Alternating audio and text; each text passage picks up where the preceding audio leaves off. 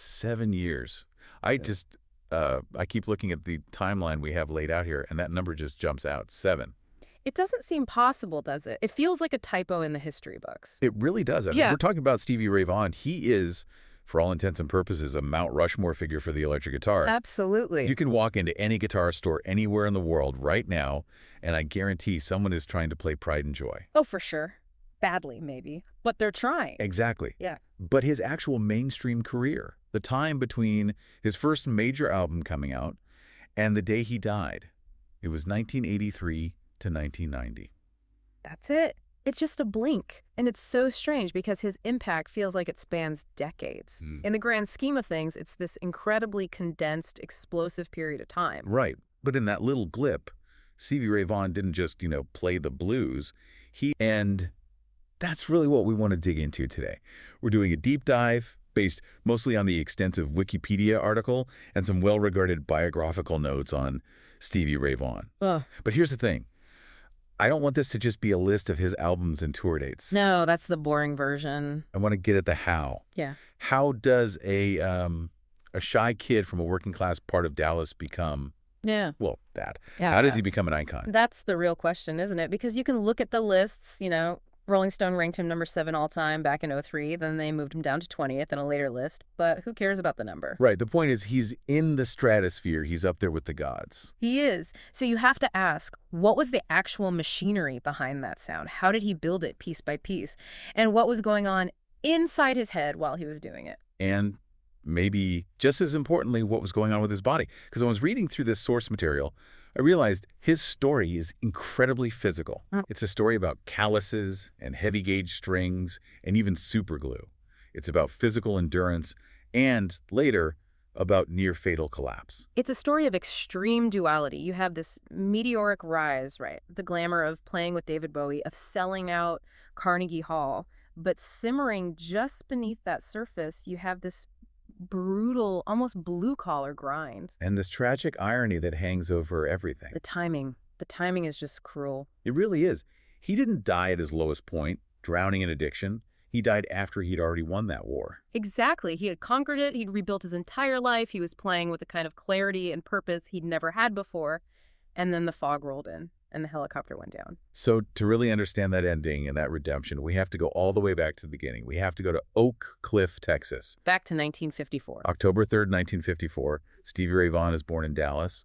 And Oak Cliff, it's not the ritzy part of town. No, not at all. It's working class through and through, and the home he was born into. Let's just say it was a complicated and often frightening place. Yeah, the notes we have on his father, Jimmy Lee Vaughan, Yeah. who everyone called Big Jim, they're pretty stark. He was an asbestos worker, a World War II veteran. And you have to assume he was carrying a ton of trauma from all of that. The sources are very clear about Big Jim. He had a severe problem with alcohol, and he had a temper that is described in the material with one specific word: terrorized. Terrorized. That's a powerful word. It's not disciplined. It's not strict. It's terrorized. It is. We sometimes romanticize these blues origin stories, right? This idea that you need to have hard times to create great music. Of course, the paying your dues narrative. But when you actually read about the day-to-day reality of a small, sensitive kid living in a household like that, Yeah. It's not romantic. It's just scary. And Stevie himself later recalled being a direct victim of his father's violence. So you have to picture this little boy, shy, insecure, living in a house that feels like it could explode at any second. You're just walking on eggshells constantly. And in that environment, you look for an escape. You look for a protector. And his mom, Martha Jean, she was the one trying to hold it all together. She was the anchor. She was the one trying to maintain some semblance of normalcy. But for Stevie, his real hero, his North Star, it was his big brother. Jimmy Vaughan. Jimmy. Born in 1951, so he's 3 years older. And you absolutely cannot understand Stevie Ray Vaughan without understanding that his entire musical journey started as him trying to catch up to Jimmy. It was pure hero worship. 100%. Jimmy was the cool one. Jimmy was the one who discovered the music first. Jimmy was the pathfinder. Stevie didn't just want to play guitar, he wanted to be his brother. But the guitar wasn't his first stop, was it? I saw a note about him starting with pots and pans. Ah, yeah. Okay, is that real, or is that just one of those legends they print on the back of an album cover. He was so musical from birth. No, it seems to be legit. He just wanted to make noise, to be part of the sound he heard his brother making. So he starts banging on his mom's cookware, trying to be a drummer. And after the pots and pans? He tried the saxophone. And how'd that go for him? Horribly. He said in an interview later, all I could get were a few squeaks. He just didn't connect with it. So drums are out. The sax is out. Then comes his 7th birthday, 1961. This is the moment, the turning point. He gets a toy guitar from a Sears catalog. And I really want to emphasize the word toy here. This wasn't a real instrument. It had like a cowboy painted on it or something. Exactly. A Western motif. It was probably plastic and cheap wood, but to a 7-year-old Stevie, it might as well have been a 59 Les Paul. It was his Excalibur. And here's the part that always blows my mind. He didn't take lessons. None. He didn't learn scales. He didn't learn theory. He didn't go to a music school. His ear was his teacher. He just listened. He just listened. Yeah. Intently. He would sit with that little toy guitar and try to mimic the records he heard, the songs on the radio. He got completely obsessed with a local Dallas band called the Nightcaps. I have to admit, I don't know them. Not many people do outside of Texas, but they were local legends. And he committed himself to learning their songs note for note. Specifically 2 songs. Wine, Wine, Wine, and Thunderbird. Wait, Wine, Wine, Wine, and Thunderbird. Yeah. That's a little on the nose, isn't it? Given what we know happens later in this story. It's chillingly prophetic in a way, just total foreshadowing. But at the time, it was just the music that moved him, and he kept at it. Then, in 1963, he finally gets the big upgrade. Jimmy gives him a hand-me-down, a real electric guitar. The Gibson ES-125T. And once he has that in his hands, it's pretty much game over for a normal life. The obsession takes root. It becomes his entire world. And you have to remember the family context here. Jimmy, his hero, leaves home when he's 16 to go play music full-time. Which must have been a huge blow to Stevie. It was. But it also made things harder for him at home. Because once Jimmy left, his parents, especially Big Jim, they look at Stevie and basically say, "You are not going down that path." So they didn't support his music at all. Not even a little bit. They saw the life of a musician as unstable, dirty, a dead end. So you have Stevie stuck at home, still terrified of his dad, desperately missing his brother, and the only refuge he has is this guitar. Which brings us to a story that if you wrote it in a movie, the producer would tell you to make it more believable. I call it the grease barrel moment. It's so good. It's the perfect I Quit story. So Stevie is a teenager now. To make some money, he's working at a local hamburger stand. Doing the glamorous stuff, I assume. Oh, yeah. Washing dishes, taking out the trash. He's making 70 cents an hour. 70 cents. Even for back then, that is just grim. It's nothing. So one day, he's carrying the trash out to the dumpster, and he slips. And he falls headfirst into a 55-gallon drum of used cold cooking grease. No. Just completely submerged in it. Oh, that's disgusting. He climbs out of this barrel, covered in this congealed, nasty burger grease. And right there, in that moment, something inside him just snaps. That's it. I'm done. That's it. He walks back inside, quits on the spot, and tells himself, I am never, ever working a normal job again. From this day forward, my life is music. We laugh because the image is so absurd. But think about the courage that takes. He's a teenager. He has zero support from his parents. He knows that if he quits this 70-cent-an-hour job to play guitar, he is truly on his own. He's burning the boats. He really is. He's choosing a life of total uncertainty over a life of quiet misery. And he hits the circuit. I mean, immediately. We're not talking about big theaters yet. We're talking about the Texas club circuit. The band names from this period are just fantastic. The Chantones, Brooklyn Underground. My favorite is the Southern Distributor. It sounds like a company that sells plumbing supplies. It does. And ironically, that's the band that fired him. He got fired. Yeah. How do you fire Stevie Ray Vaughan? Well, you fire him for being Stevie Ray Vaughan. They were basically a pop rock cover band. They wanted to play whatever was in the top 40. Stevie, even back then, only wanted to play the blues. He wouldn't compromise. He wouldn't. They literally told him, and this quote is amazing, that he would never earn a living playing blues music. I think that prediction might go down as one of the worst in music history. Right up there with Decca passing on the Beatles, but it just shows his conviction. He knew what his sound was even then, and he was getting scary good. I mean, even while he was still in high school. This is the ZZ Top story. A legendary ZZ Top story. So Stevie's high school band, a group called Liberation, is playing a gig at the Adolphus Hotel in Dallas. And just by chance, ZZ Top, who are already becoming Texas rock royalty, are in the building. Okay.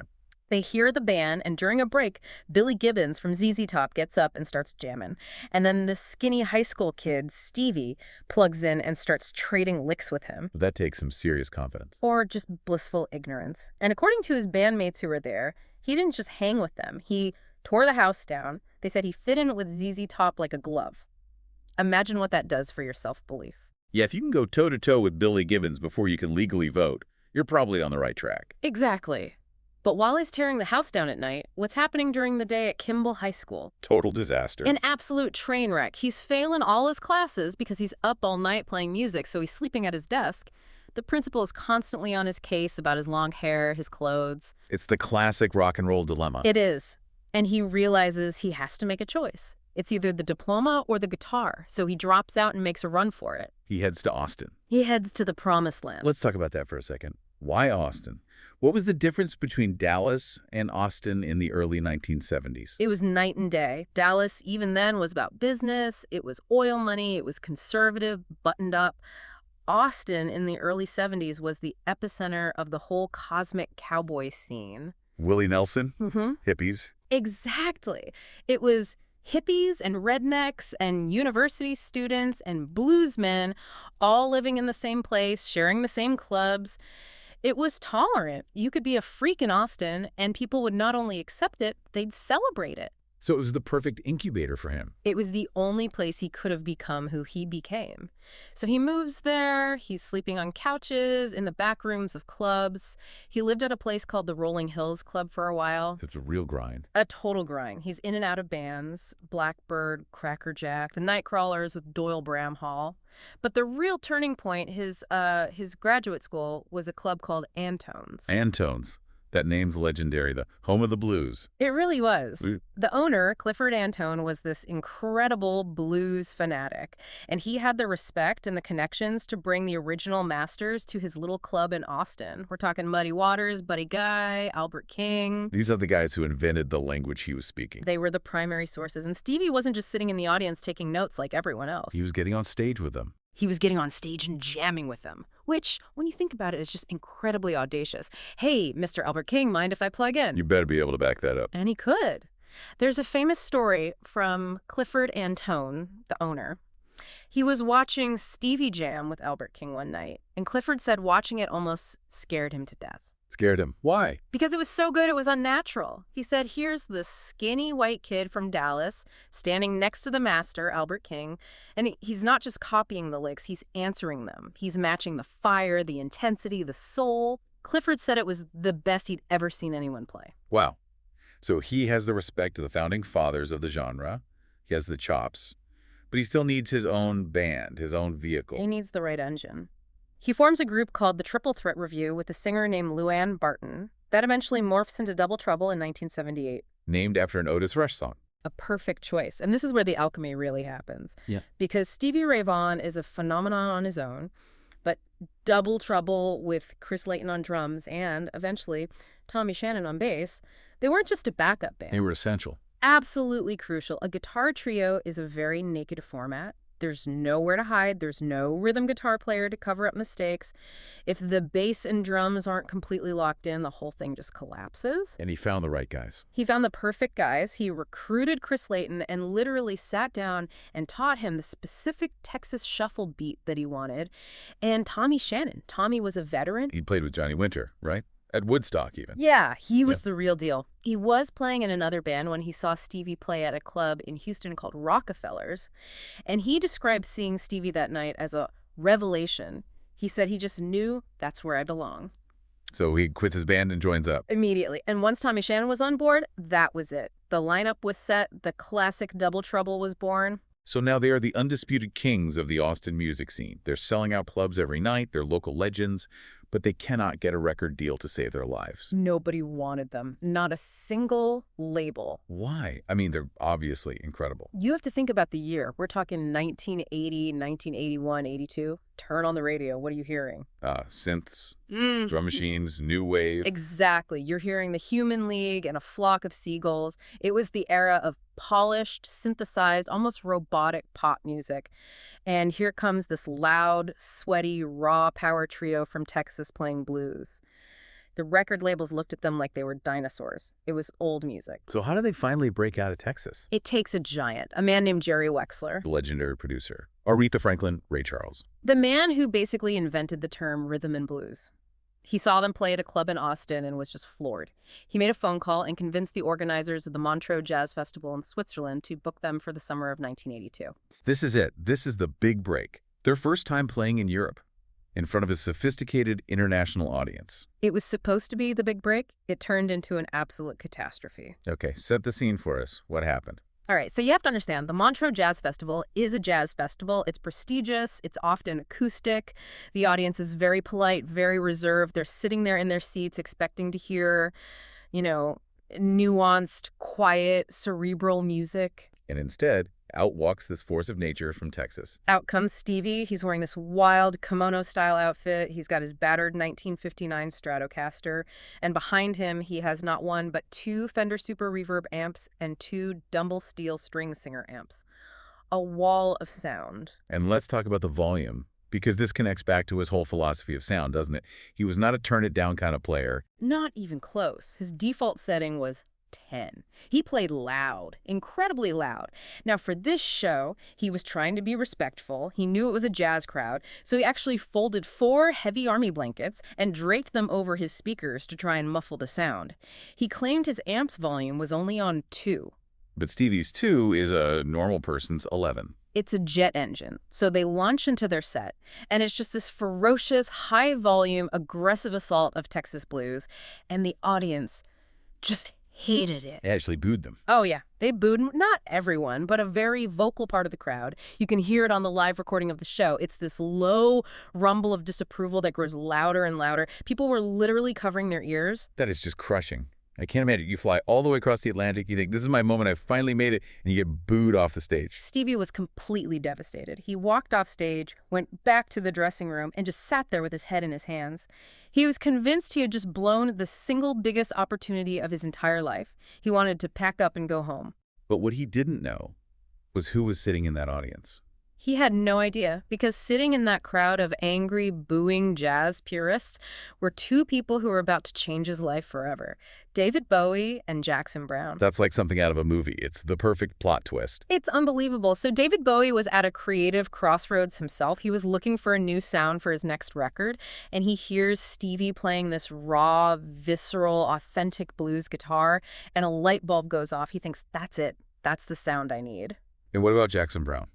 Jackson Browne saw how dejected the band was. He found them in the artist lounge after the show, and he just sat down and started jamming with them until the sun came up. And then he made them an incredible offer. He said, listen, you guys can have my personal recording studio in Los Angeles for 3 days, free of charge. Go make a demo. Wow. Just out of the blue. Total act of generosity. So in the span of about 24 hours, they go from the lowest low of being booed off the stage to the highest high of being offered a free studio and a potential gig with David Bowie. Okay, let's follow the Bowie thread first.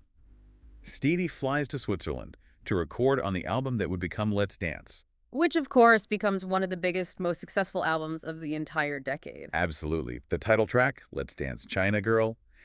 If you go back and listen to the solo on Let's Dance Now, knowing it's him, it's so obviously Stevie. It's unmistakable, and it was such a genius move by Bowie. You have this incredibly slick, funky Nile Rodgers disco pop production, and then slicing right through the middle of it is this raw, Albert King-style blues lick. It was a sound no one had ever heard before. And it introduced Stevie to millions and millions of people who would never have listened to a blues record. It put him on the global map overnight. And Bowie, seeing what a talent he had, immediately asked him to be the lead guitarist for the upcoming world tour, the Serious Moonlight Tour. This was the golden ticket. This was everything they had been working for.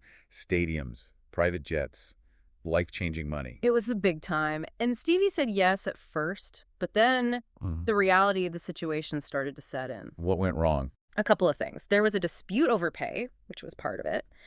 But the real deal breaker was that Bowie's management told Stevie, during this tour, you are not allowed to give interviews about your own band or your own album. So he would just be a sideman, a hired gun. A very well-paid hired gun, but a hired gun nonetheless. And you have to remember, while all this is happening, Stevie had just taken Jackson Browne up on his offer. He'd gone to LA and recorded the demos that would become Texas Flood.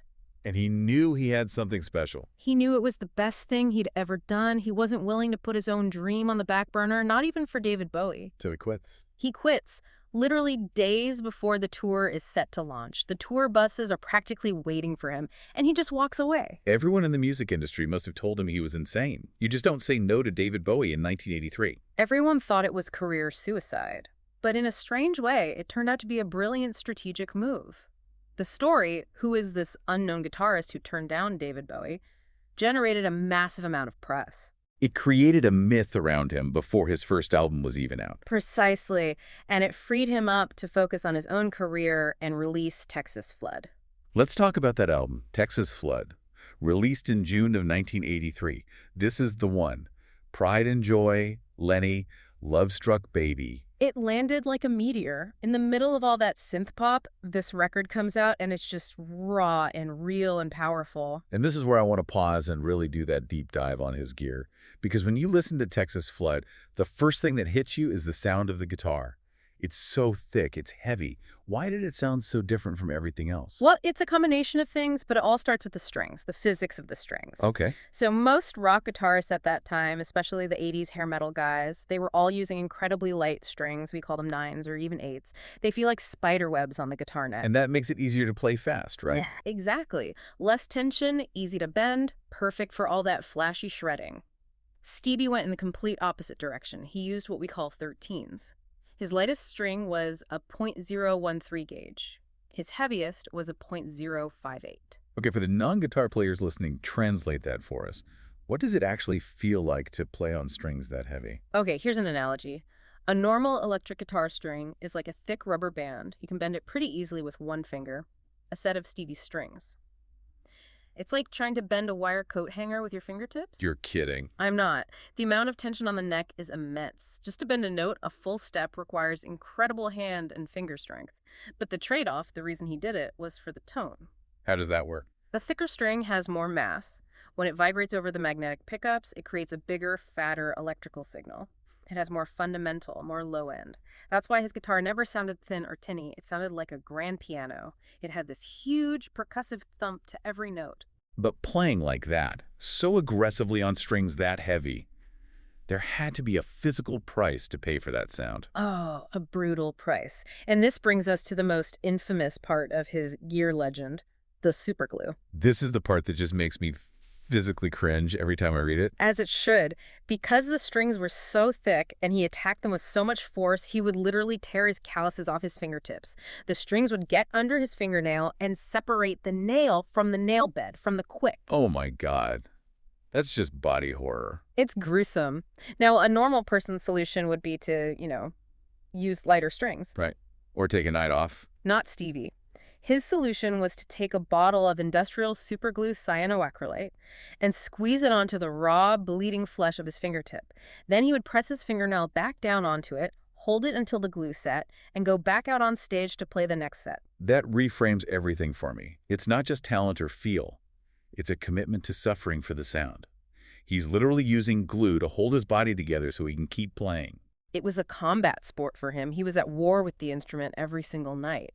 And that struggle, that tension, that's what you're hearing on the grooves of Texas Flood. And the way they recorded that album was just as raw, right? It wasn't some polished month-long studio session. Not at all. It was basically a live album recorded in a studio. They went into Jackson Browne's place, set up their gear like they would for a gig, and just played. They knocked the whole thing out in 3 days. And that frantic, we have to get this right now energy is baked into the tape. And it worked. The album was a huge success. It was a game changer. It almost single-handedly revived the blues for a mainstream audience. Suddenly, kids who were listening to Duran Duran were going out and buying Fender Stratocasters. Which leads them to the follow-up, Couldn't Stand the Weather, in 1984. And on that album, there's a track that has become legendary among the audiophiles, Tin Pan Alley. Yes, the story behind that track is just... Right. It's magical. It's one of those lightning in a bottle moments. What happened? So the band is in the studio in New York. The engineer is getting everything set up. He gets on the intercom and says, "Hey guys, just play something for a minute so I can get the microphone levels." So this isn't an official take. They're just warming up. They're just noodling. Yeah. And they launch into this slow, dark, atmospheric version of Tin Pan Alley. They play it all the way through for 9 minutes.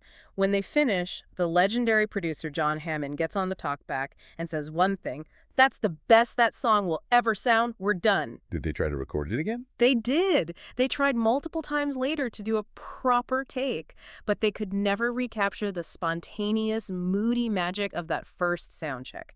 So the version you hear on the final album, that's the warm-up. One take. That's incredible. It just goes to show that when he was really locked in, he was just channeling something. He was a conduit for it. So 1984 is a massive year for him. The album is a huge hit. And then he gets the call to play Carnegie Hall. October 4th, 1984, the day after his 30th birthday. Talk about a birthday present. I mean, Carnegie Hall is not a rock club. It's hallowed ground. You're supposed to wear a tuxedo to Carnegie Hall. And Stevie did, in his own way. Yeah. He had a custom Mexican tuxedo made. It was this incredible mariachi-style suit, black with elaborate silver embroidery. Only Stevie Ray Vaughan. He was, by all accounts, incredibly nervous that night. He understood the history of that room. He felt the weight of it. To make it even bigger, he brought in a full horn section, the great Dr. John on piano and his brother Jimmy on guitar. It was a huge production. It was, and he was so amped up, so overexcited, that for the first 2 or 3 songs, he was actually rushing the tempo. He was playing too fast. He just couldn't calm down. But he eventually found his groove. He did. He settled in, and by the end of the night, that very proper, polite New York City audience had turned Carnegie Hall into a stomping, cheering Texas Roadhouse. People were dancing in the aisles. It was an absolute triumph. So here we are. It's late 1984, early 85. He has gold records. He's conquered the most prestigious venue in America. He is the undisputed guitar hero of the decade. But there's a shadow growing, a very dark one. The descent. We talked about his dad's drinking earlier, but Stevie's own battle with substances. It started much earlier than his fame, didn't it? Frighteningly early. He admitted in interviews after he got sober that he started stealing his father's drinks when he was just 6 years old. Jeez. He was basically self-medicating the anxiety and the fear from his childhood, so by the time he becomes a full-blown rock star in the mid-'80s, with all the access and money that comes with it, his tolerance for drugs and alcohol was almost superhuman. I read the reported numbers of his daily consumption from that period, and I honestly don't understand the biology. I don't know how a human being can function. It's medically astounding that he was alive, let alone performing. By 1985, 1986, he was reportedly drinking an entire quart of Crown Royal whiskey every single day. A full quart. And of course, the whiskey would make him drowsy, so to counteract that, he was using a tremendous amount of cocaine.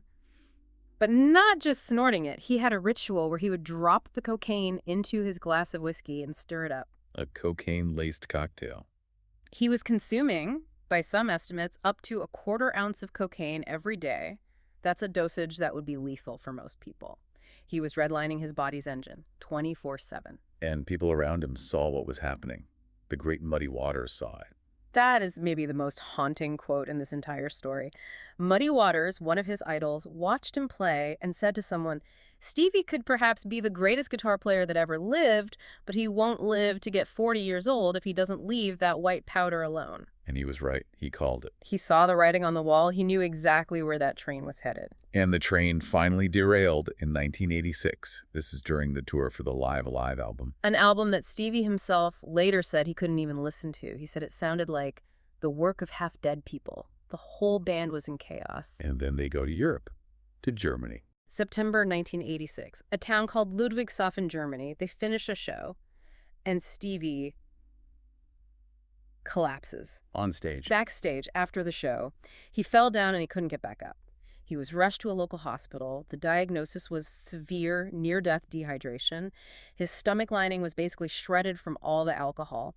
He was flown to London to see a specialist, a Dr. Victor Bloom. And the doctor gave him the ultimatum. He looked at Stevie's charts at the state of his body and told him point blank, "You are not just sick. You are about a month away from death." That's the rock bottom moment, the wake-up call. That was the sound of the alarm bell he couldn't ignore anymore. The denial was finally broken. He realized that the music, the one thing he loved, couldn't save him if he was in a coffin. So he cancels the rest of the tour and goes to rehab. He checks into Peachgard Hospital in Atlanta and then a rehab center back in Austin. And this is where he faced the biggest fear for any artist who is also an addict. The fear that the creativity is tied to the substance?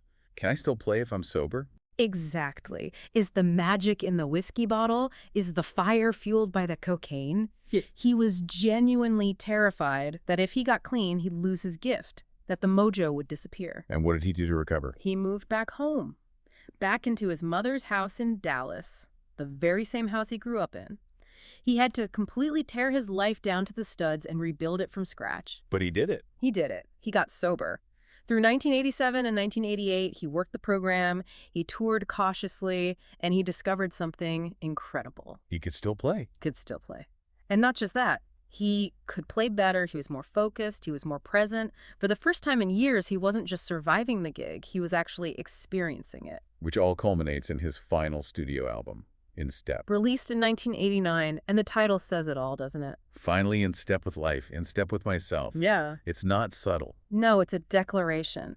This album is his victory lap. He won a Grammy, it was his most commercially successful record. But more than that, you have to look at the lyrics. They're different. Completely different. He's not just singing the standard blues tropes about his baby leaving him anymore. He's writing songs like Crossfire and Wall of Denial. He's singing about addiction, about recovery, about the struggle to be a better human being. And there's that line he wrote in the album's liner notes that always gets me. Thank God the elevator's broken. It's a direct reference to Alcoholics Anonymous, isn't it? It is. It's about the 12 steps. You have to take the steps one at a time. You can't just take the elevator to the top. There are no shortcuts in recovery. It was him telling the world, I did the work. So we're in 1990 now. This is the peak of the redemption arc. He's sober, he's healthy, he's playing with more power and clarity than ever before. He finally records an album with his brother Jimmy, family style. Which was a lifelong dream for him. He finally felt like he wasn't just Jimmy's little brother anymore. He was his peer. And then comes the night of August 26, 1990, a place called Alpine Valley Music Theater in Wisconsin. It was a huge outdoor amphitheater show, a massive crowd, 30,000, 40,000 people, and the lineup was just a blues fan's fantasy. It was Eric Clapton, Buddy Guy, Robert Cray, Jimmy Vaughan, and Stevie. And at the end of the night, they all came out on stage together for the encore. The encore was Sweet Home Chicago. Can you just picture that? All those legends on one stage, trading solos, laughing, smiling. It was a celebration of the music they all loved. It was just pure, unadulterated joy. The show ends. It's late. It's a long drive back to Chicago where they're all staying. And a thick, dense fog had rolled into the valley. Visibility was terrible. To avoid the long traffic jams getting out of the venue, there were helicopters waiting to shuttle the main artists and their crews back to the city. And Stevie wasn't even scheduled to be on that particular helicopter, was he? That's the most tragic part of it. The accounts say there was one open seat left on one of the helicopters, a Bell 206B. Stevie, wanting to get back a little earlier, asked if he could take that seat. It's around 12:50 in the morning. The helicopter lifts off into the foggy night. On board are Stevie, the pilot, and 3 members of Eric Clapton's crew, his agent, his tour manager, and one of his bodyguards. And almost immediately after takeoff? It happened within a minute. The pilot, Jeff Brown, was not instrument rated for flying a helicopter in those specific low visibility conditions. He got disoriented in the fog. He was trying to fly by sight, but there was nothing to see. He made a banking turn. And flew straight into the side of the ski hill that was right next to the venue. He never even knew it was there. They slammed into the terrain at over 100 miles per hour. God. The crash was unsurvivable. Everyone on board was killed instantly. It's just the sheer brutal suddenness of it. 1 minute, he is on top of the world, sober, happy, playing Sweet Home Chicago with Eric Clapton. And the next minute, it's just silence and wreckage on a dark hillside. The wreckage wasn't even found until the next morning. No one knew what had happened. Jimmy Vaughan had taken a different helicopter. He was the one who had to go and identify his brother's body. I can't even imagine. He was so devastated by it. He said he quit playing guitar for almost 2 years. He couldn't even look at the instrument. The funeral in Dallas was huge. Over 3,000 people came. Stevie Wonder, Bonnie Raitt, ZZ Top, Jackson Browne, they were all there. The gravestone they chose for him has a very simple inscription. It just says, "Thank you for all the love you passed our way." That feels right. For all the fire and aggression in his playing, it was ultimately joyful music. It felt generous. He held nothing back. He gave you everything he had every single night. So, we look at the legacy now. Over 15 million albums sold in the U.S. alone. Rock and Roll Hall of Fame induction in 2015. But I want to end on the question that I think every fan has. The what if? This is a question that just haunts you, isn't it? Where was he going next? Because he was only 35 years old. He was a baby, he had just gotten clean, and if you want a clue as to where his music was heading, you just have to listen to the last track on the In-Step album, Riviera Paradise. It's so different. It's incredibly sophisticated, it's melodic, it's got complex chord changes. It sounds like Wes Montgomery jamming with Jimi Hendrix. He was already starting to move beyond the traditional 12-bar blues shuffle. He was exploring new textures. The 90s, of course, saw this huge blues revival. Eric Clapton's Unplugged was massive. You had guys like Kenny Wayne Shepherd coming up, later on John Mayer. If Stevie had lived, he wouldn't have just been a part of that revival. He would have been the king of it. But I honestly think he might have transcended the blues genre entirely. He might have become a true fusion icon, blending blues, rock, and jazz in a way no one had before. We'll just never know. Yeah, it brings up one final provocative thought for me. We have this really damaging myth in our culture, especially in music, about the tortured artist. This idea that you need to be broken or drunk or high to have soul. That the pain is what makes the art authentic. It's a dangerous lie. And Stevie Ray Vaughan is the ultimate proof that it is a lie. Because his best work, his clearest, most technically brilliant, and most emotionally powerful work came after he got sober. It came when he was finally in step with his life. He didn't lose the blues when he lost the booze. If anything, he deepened his connection to them. He proves that you can play the blues from a place of strength and gratitude, not just from a place of weakness and pain. He proved that the feeling doesn't require the poison. And that, maybe more than any guitar lick or any album, is his most profound legacy. I agree completely. Wow. Well, this has been a heavy one, but a really important one. We've gone from the grease barrel in Dallas to a foggy hillside in Wisconsin. It's a hell of a lot of life to pack into 7 short years. That's 7 years. It's still hard to believe. Thanks for joining us for this deep dive. We'll see you on the next one.